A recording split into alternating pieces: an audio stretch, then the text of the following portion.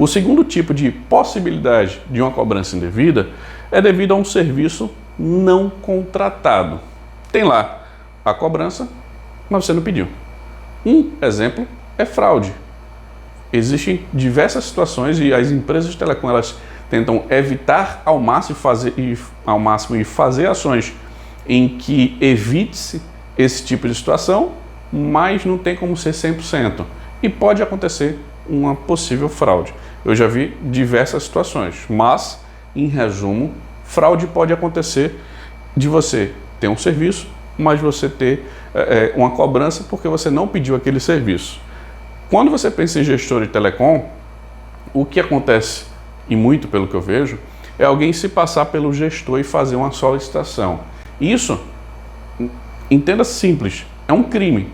Você se passar por outra pessoa é um crime, tá? E até já tive diversas situações de alguém dizendo: Kleber, liga lá por mim, diz que aqui tem meus dados, faz a solicitação, e eu não faço. Eu já passei para as pessoas, todos, se foi cliente, se foi amigo, eu disse: não, principalmente amigo que pede essas coisas. Não, isso é um crime. Se eu trabalho com isso, e se eu tiver uma situação que eu estou fazendo algo ilícito, ou seja, algo errado, que no meu ponto de vista é muito errado, não tem para que eu estar trabalhando com isso. Eu trabalho de maneira correta. Isso aqui não sou eu que tenho que ligar. É você, ou fulano, ou cicrano. É quem está realmente como gestor de telecom que deve fazer isso. Simples assim. Então eu acredito que ninguém deve se passar pelo outro, por mais que seja uma situação simples. Você evita problemas futuros. Até porque toda ligação para uma prestadora de telecom ela é gravada. Então tem a voz, tem o número que ligou, tem diversas informações que tem como rastrear isso. Então, uma fraude é um possível tipo de cobrança indevida de um serviço que não foi contratado. O que acontece de vez em quando? Alguém se passa pelo gestor e ativa um serviço em uma linha, alguém faz alguma coisa do tipo e contrata novas linhas em um contrato do cliente, ou alguém pede linhas, pede aparelhos, faz alguma coisa e recebe pelo cliente, mas não foi o cliente que contratou aquilo. Então assim, existem diversas possibilidades no meio de fraude, tá? E toda prestadora de telecom, até onde eu conheço, ela tem medidas para evitar isso. Mas lógico que os golpistas, a gente tem situações que você não consegue nem prever o que o pessoal pensa. Então é preciso você ter essa ciência se aparecer algo que não foi contratado. Outra situação é erro de consultores e um simples, não te avisaram, não te informaram e você tá com aquela cobrança. Então, exemplo, erro de consultor. Isso aí, imagine que é erro de consultor, tanto a parte de vendas quanto a parte do atendimento. Você pediu um serviço, mas alguém ativou um serviço diferente. Então, houve um erro sistêmico ou erro de uma pessoa, de um humano que lá foi fazer o processo e colocou algo errado.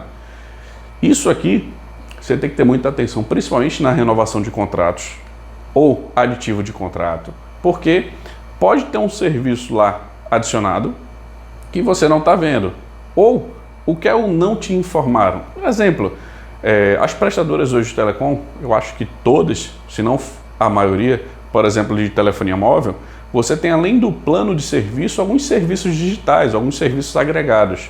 E esses serviços, normalmente você não vê com tanta facilidade no documento, ou você não é informado. É só, o plano vai ser tanto.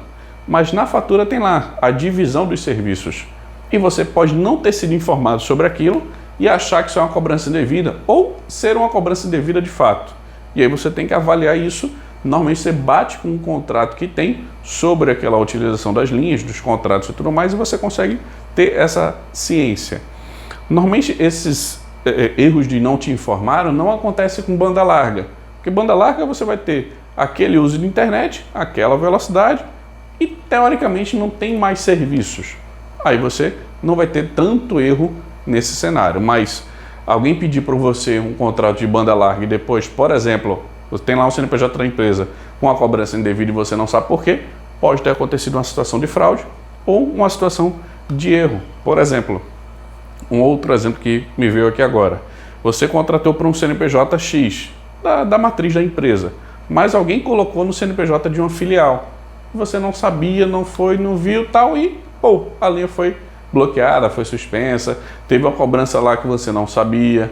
Então, isso pode acontecer por um erro também. Então, Esses são os cenários do segundo tipo que eu acredito que existe de cobrança indevida, que é serviço não contratado, ou seja, você não pediu aquele serviço daquela forma e veio a cobrança que você considera incorreta.